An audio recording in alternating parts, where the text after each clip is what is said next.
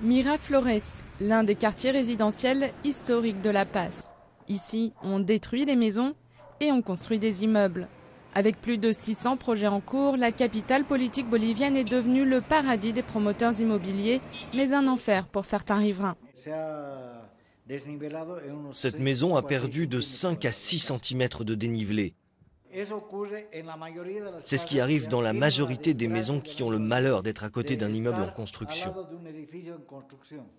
La Paz n'a pourtant pas le choix. Encastrée dans les Andes, elle manque d'espace pour répondre à la demande de logement.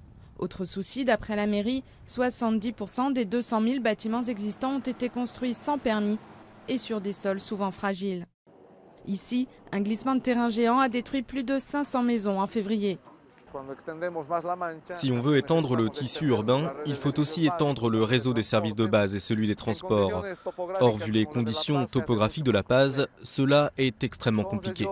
Pour ma part, je pense que nous sommes à la limite de l'extension horizontale du tissu urbain. Le boom immobilier est favorisé par des taux d'intérêt très bas et les envois d'argent des immigrés boliviens. Mais il est aussi soupçonné d'être lié au blanchiment d'argent du trafic de drogue. Troisième producteur mondial de cocaïne, la Bolivie a en effet connu ces 5 dernières années une forte augmentation du narcotrafic. Dans les pays avec une très forte présence du narcotrafic, l'une des méthodes utilisées pour blanchir les dollars, c'est justement l'immobilier. L'achat-vente d'appartements, la construction d'immeubles. Donc si on observe ce qui se passe en ce moment en Bolivie, on peut penser que ce facteur influe sur le boom immobilier actuel. Aucune étude chiffrée n'existe en Bolivie sur ce sujet.